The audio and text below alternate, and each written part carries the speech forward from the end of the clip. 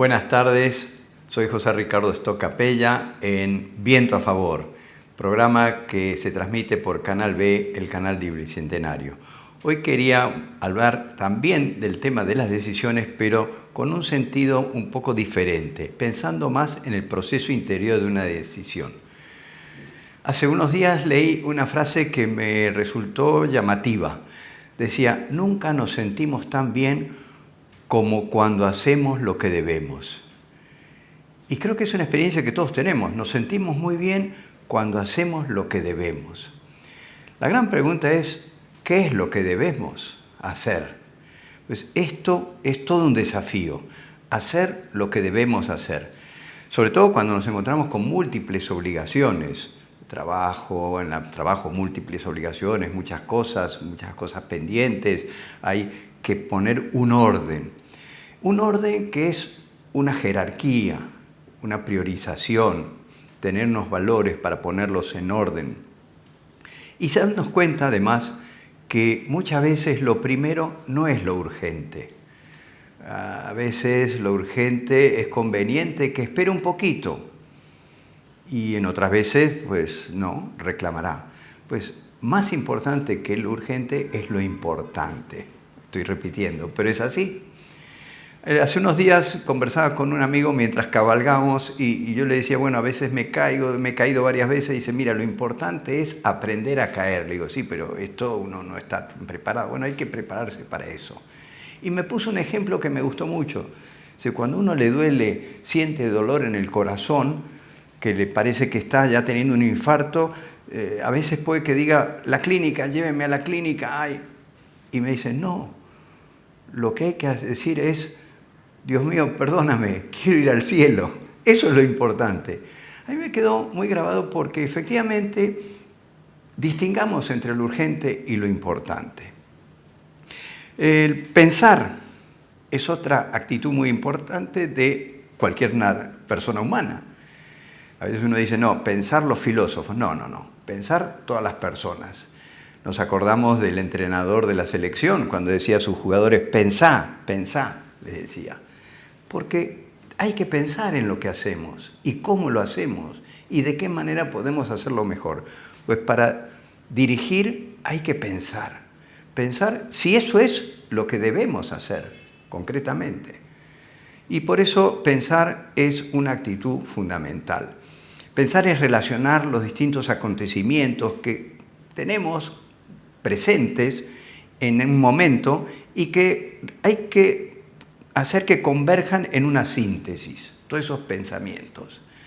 Es saber mostrar ahí pues, cómo se encuentran la experiencia, el consejo, nuestros propios criterios, nuestros conocimientos propiamente dichos, en fin, cómo todo eso converge en hacer un juicio, en una reflexión.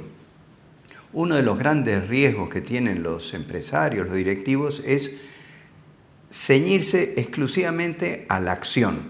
Es un hombre de acción, una mujer de acción, un empresario, una directiva, una persona de acción. Pero la acción no es incompatible con la reflexión. Cuando un directivo, cuando un empresario aprende a poner un poquito más de reflexión, sus decisiones serán muchísimo mejores, porque estará haciendo lo que debe hacer.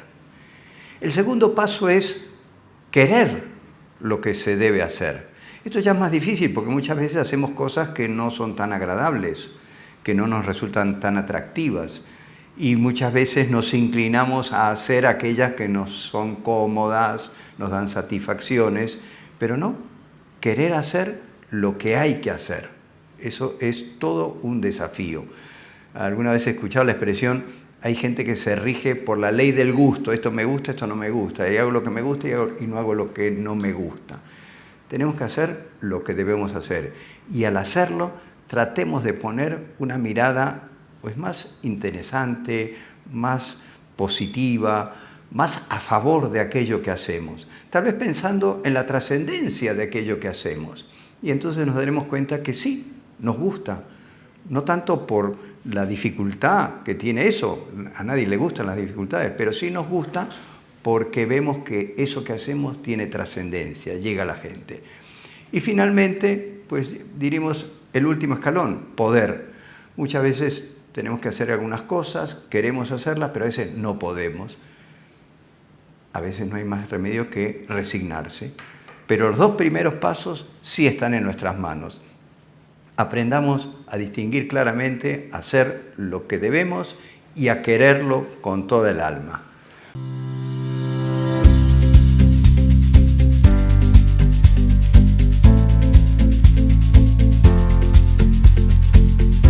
Continuamos con nuestro programa Viento a Favor y hoy tenemos la suerte de tener con nosotros a Virginia Bafigo, médica cirujana con una amplia experiencia en gestión pública.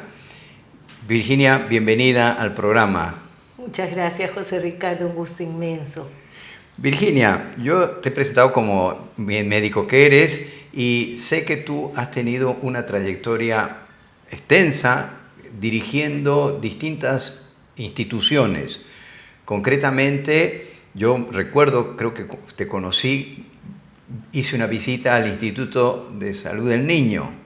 Allí eras tú la directora. Cuéntanos un poco algo de esta experiencia. Sí, bueno, yo tuve el honor de dirigir el instituto hace muchos años ya, entre el año 1990 y el 97.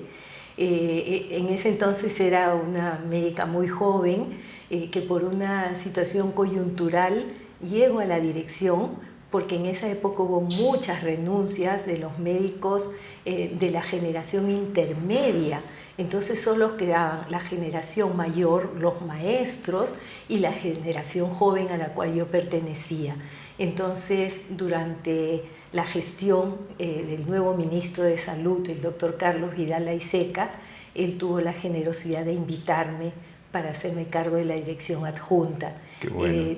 Fui la primera mujer en ese cargo, era, como decía, tenía 35 años y era vista por los mayores como una situación inédita, ¿no? Ser mujer y joven en los 90 y estar a cargo de una institución de 60 años de vida y el único hospital pediátrico del Perú era todo un reto. ¿Cuántos niños había en ese hospital? Bueno, el hospital tenía 600 camas en ese momento. Sin embargo, nuestra ocupación fluctuaba entre 450, 500 niños, y de tal manera que eran momentos muy apremiantes. Estábamos saliendo de la hiperinflación y de todo este contexto macroeconómico tan difícil. La pobreza de nuestras instalaciones era absolutamente franciscana, y de no haber sido por la cooperación internacional, el de las damas voluntarias, claro. Seguramente no hubiéramos salido a flote. Claro. Me imagino que, bueno, yo lo recuerdo porque nos invitaste a un grupo de compañeros de los programas de la Universidad de Piura del PAT a visitar el instituto, que fue realmente una sorpresa para todos, creo, y ver el cariño, se traslucía el cariño que tú tenías con todos los chicos y con las enfermeras, cómo te trataban con una gran diferencia. O sea que a pesar de tu juventud lograste tener ese impacto que creo que además es muy propio de una mujer, ¿verdad? En el cuidado de las criaturas, ¿no? Sí, y precisamente en medicina y en la salud en general, la presencia femenina es muy gravitante. Por lo menos sí. El 70% del personal sanitario profesional y no profesional es femenino, y eso se explica por esta vocación por el cuidado tan propio de nuestro género, ¿no? Entonces, aunque también ahí hayas tenido algunas dificultades, ¿verdad? Porque creo que ha habido algunos problemas con algún bebé, ¿no? Como una situación un poco difícil, ¿no? Fue una experiencia que nos marcó muchísimo. Imagínense que de pronto, al momento del cambio de guardia, de la noche a la mañana, se da cuenta el personal de enfermería que había desaparecido un bebé. Eran dos gemelitas, hermanitas gemelas, que habían llegado por un cuadro severo de deshidratación, estaban al cuidado del personal y de pronto echan de menos. En realidad fue un rapto. Qué pena. Fue un momento angustiante porque los padres, desde luego en en su tristeza y desesperación culpaban a la gestión por no haber cuidado del niño.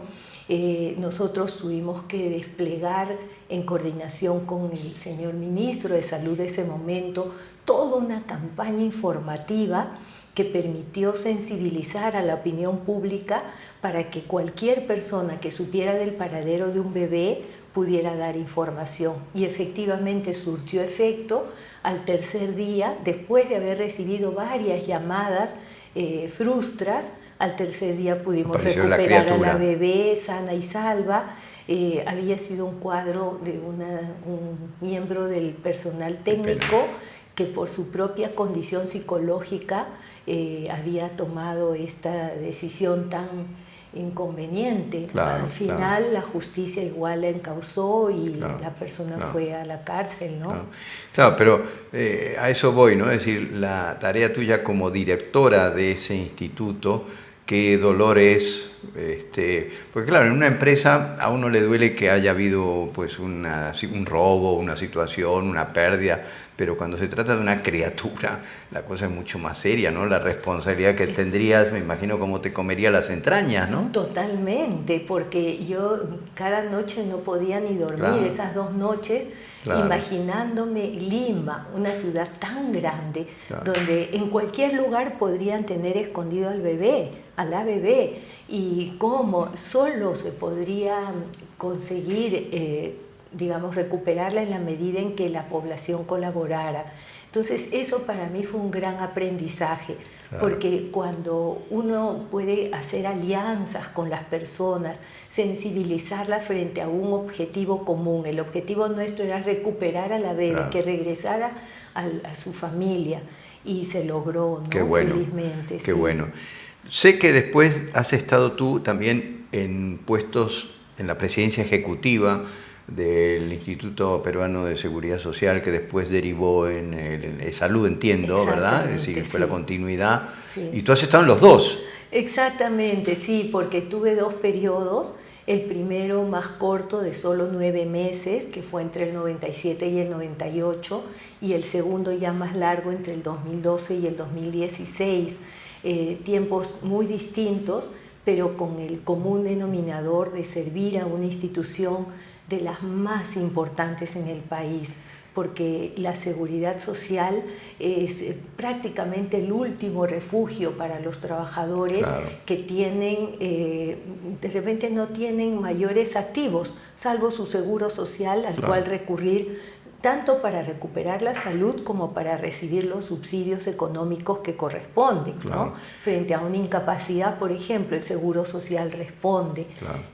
Ahora, una entidad de tanta trascendencia, pero con tantas carencias, porque constantemente da pena ver, es decir, gente, hace unos días una señora se quejaba de que llevaba como 8 meses que le habían diagnosticado algo, pero todavía no la operaban, ¿no? Y ese tipo de situaciones lamentablemente no son poco frecuentes, sino todo lo contrario. Sí, prácticamente es excepcional cuando ocurren periodos en los que se equilibra de alguna manera la oferta para atender mejor a nuestros asegurados o a los asegurados. Por ejemplo, en nuestro tiempo, con muchísimo esfuerzo, con el esfuerzo de un gran equipo, logramos reducir el tiempo de espera, las colas para las listas quirúrgicas, y todo eso se pudo hacer nuevamente pidiendo el concurso de la empresa privada, de la colectividad. Entonces, como en el caso anterior, que para poder lograr el objetivo de recuperar a la bebita, nos contactamos con toda la comunidad. Igual, para poder mejorar un servicio público se requiere del concurso de muchas organizaciones. ¿Cómo fue? Entiendo que eso fue con acuerdos con clínicas privadas, ¿verdad? Sí. ¿Hicieron ustedes unos convenios? ¿Cómo fue? Sí, bajo el marco de un programa que le llamamos el Plan Confianza, empezamos primero para reducir la lista de espera quirúrgica. Nosotros teníamos centenares de pacientes esperando por tiempos variables. Habían personas que estaban esperando 2 años por un turno quirúrgico para una operación de vesícula, una hernia, etc.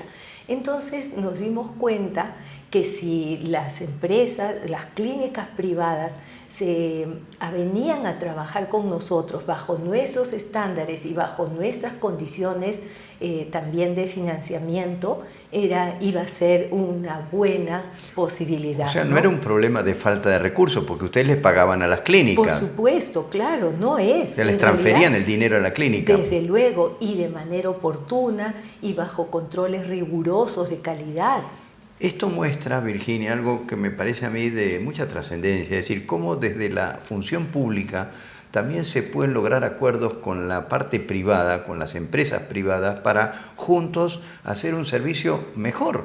Eso que tú has hecho me parece francamente bueno. ¿Eso no sigue? No, lamentablemente tan pronto dejamos nosotros la gestión, nuestro sucesor desmanteló todo, porque teníamos el plan Confianza para la atención quirúrgica, teníamos las IPRES donde se adscribía población, por decir 50.000, 60.000 asegurados, y esto dinamizó todo el mercado de la salud, porque pequeñas empresas, pero muy bien reputadas, ingresaron al sistema, crecieron los policlínicos, entonces hubo un efecto multiplicador, ¿no? Claro. Yo creo que muchas veces se actúa, se toman decisiones prejuiciosas basadas en la desconfianza, cuando lo primero, yo creo en el valor de la confianza. Entonces, reglas claras, pero también esa posibilidad de conversar y de ponernos de acuerdo para que todo fluya bien, ¿no? Sin entrar en nombres de personas ni nada, porque no es el interés, pero ¿a qué atribuyes tú que alguien haya desmantelado eso? ¿Son celos, son miopías, no les gusta reconocer un logro en pro de la institución y del país? ¿Qué opinas tú? Yo creo es que la politización del ejercicio de la gestión pública hace mucho daño. Entonces, en este caso, el equipo del nuevo gobierno ingresó, no sé si bajo alguna consigna o no, pero ingresó con el ánimo de desprestigiar a la gestión anterior. Entonces es ese síndrome de reinventarlo todo, y a cada nuevo gobierno vuelven a inventar la rueda con el consiguiente deterioro, porque mientras que empiezan a investigar, lo primero que hicieron los nuevos funcionarios fue investigar a los anteriores. Mientras no terminaba la investigación, no progresaba nada, todo se congeló, y en realidad habían 11 millones de asegurados esperando porque las cosas siguieran caminando bien. Tremendo. ¿No? Sé también que tú hiciste todo un trabajo para las compras de medicamentos, ¿verdad? Sí. Porque es uno de los grandes problemas que hay también, a veces no hay medicamentos para la seguridad social. Sí, claro que sí. Y cuando nosotros iniciamos, teníamos una situación muy, muy caótica, porque salíamos de una huelga médica de 40 días que había colapsado el sistema, y todo eso había conllevado también a una perturbación del sistema administrativo.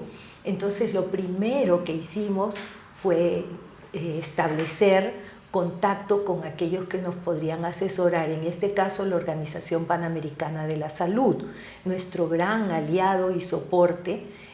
Gracias a ellos, el poder contactar a la industria farmacéutica en su conjunto para conversar y proponerles un plan de acción que permitiera rápidamente superar ese bache. Entonces, ¿qué cosa descubrimos en ese relacionamiento? Que lo que la industria esperaba eran reglas claras, hacer previsible las compras para que ellos también pudieran, digamos que, programar adecuadamente el flujo de sus importaciones, y desde luego que hubiera transparencia para, digamos, que pensar que no tenían que pagar ningún peaje por poder colocar sus medicamentos, ¿no? Uno de los, quizá de los temas más importantes es generar confianza, porque si este proveedor sabe que todo va a ser correcto, que nadie le va a pedir una coima, entonces sus precios van a ser razonablemente adecuados. Mientras que ante la incertidumbre, para protegerse, elevan precios o sencillamente no se presentan a las licitaciones y estas quedan desiertas. Cuando uno se pregunta, ¿pero por qué este fracaso? Una licitación sin ganador es un fracaso para la gestión. Entonces, detrás de eso hay actitudes o acciones que emiten mensajes para la empresa privada, ¿no? O sea que tú, en ese sentido, como eras una CEO, para poner en terminología actual empresarial, con una empresa o una entidad que tenía miles de personas trabajando. 60.000. Trabajaban 60.000 personas. 60.000 trabajadores en salud. Caramba. Y atendías una población de 11 millones 11 de millones. asegurados. Eso sí que eres valiente. Yo una pregunta quería hacerte, Virginia. Has estado en el Instituto de Salud del Niño, dice, empezaste en el IMSS, después pasaste a salud. Es cargos públicos. Sí. ¿No te daba miedo? En realidad no. En realidad nunca tuve miedo porque pensaba que si obraba en función a mis convicciones personales, a mis valores, lo peor que podría pasar sería que tuviera que renunciar en cualquier momento. Y como no tenía ningún apego al cargo, entonces, de hecho, no me preocupaba. Lo que me preocupaba a mí era servir adecuadamente, dar un buen ejemplo a mi equipo y poder obtener logros en materia social, ¿no? Mira, me encanta eso porque hoy en día que se habla tanto de que el Estado necesita el concurso, el aporte del sector privado, a veces son verdaderos sacrificios, ¿no? Estar al frente de una institución o colaborando en una institución porque lamentablemente hay muchas maledicencias, trampolines, engaños, cosas de estas que son una pena, ¿no? Y entonces hay gente que se retrae y no quiere colaborar, ¿no? Por eso hace falta una cierta dosis de valentía, de audacia y, efectivamente, como tú dices, un compromiso. No tengo nada que perder. Bueno, sí tienes que perder, pero digamos, no es... En realidad es que cuando uno tiene una profesión a la que ama y a la que se ha entregado, el estar en un cargo público es simplemente una situación transitoria. En el fondo tú seguirás siendo, o yo seguiré siendo médica toda mi vida, hasta el último día de mi vida, y eso nadie me lo puede quitar. Entonces podré perder un cargo público, pero esa persona no soy yo, ese funcionario no soy yo. Yo soy la médica y la madre y la esposa y, en fin, la hija, ¿no? Claro. Sí. Ahora que has dicho lo de las hijas, creo que una de tus hijas fue la que te indujo a no fumar, ¿no? ¿Cómo fue eso? Sí, no, mi hijo Johan, que ahora es arquitecto y ya tiene sus hijitos también, pero era la época en que los jóvenes fumaban más que ahora, felizmente. Ahora ya no se fuma tanto, ¿no? Pero yo por monada a veces fumaba un cigarrito y un día mi hijito, que tenía 5 años, estaba terminando el nido, me ve fumando y me dice: mami, tú eres una doctora y estás fumando. Eso fue la peor sanción que uno puede recibir. Entonces, santo remedio. El último pucho de la vida, porque claro, tenía toda la razón. Entonces yo creo que toda campaña que pase por los niños o los adolescentes llega directamente al corazón de las personas, ¿no? Tú tienes una sensibilidad, me parece, especial por el tema niños. Sí. ¿Verdad? Lo que hemos comentado del Instituto de Salud del Niño.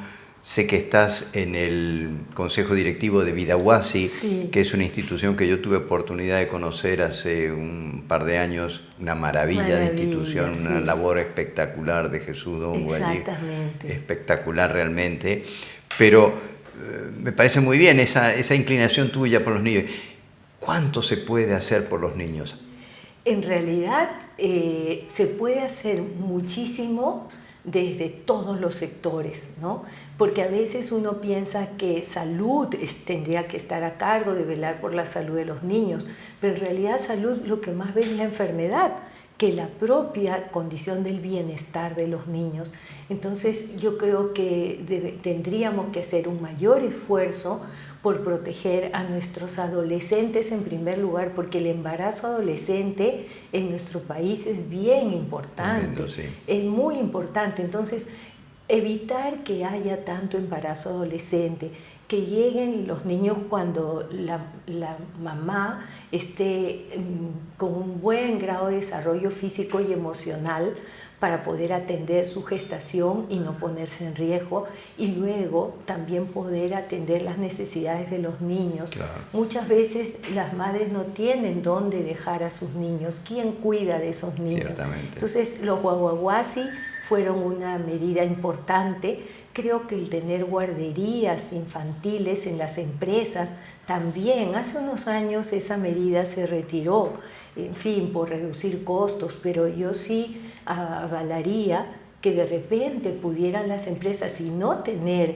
una guardería al interior de su empresa, pero de repente contratar a un tercero que se ocupe de cuidar de los niños de los trabajadores, ¿no? Hay además una serie de iniciativas privadas, ¿no? Para niños quemados, por ejemplo, también hay otra iniciativa, sé que es muy buena, muy eficiente. Exactamente, muy eficiente. Sí. Es decir, hay muchas iniciativas privadas y está muy bien que surjan y hay que apoyarlas, la verdad es que hay mucha gente que lo hace, ¿no?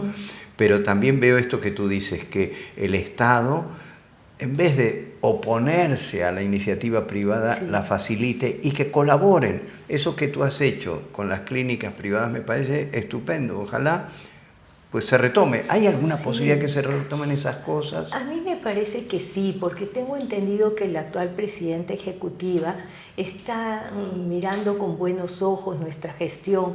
Inclusive nosotros lanzamos el programa de humanización de los servicios de salud y luego también quedó en el olvido, pero parece que lo están retomando. Entonces no pierdo la esperanza en que todo lo bueno que se hizo se retome. Ojalá. Sí.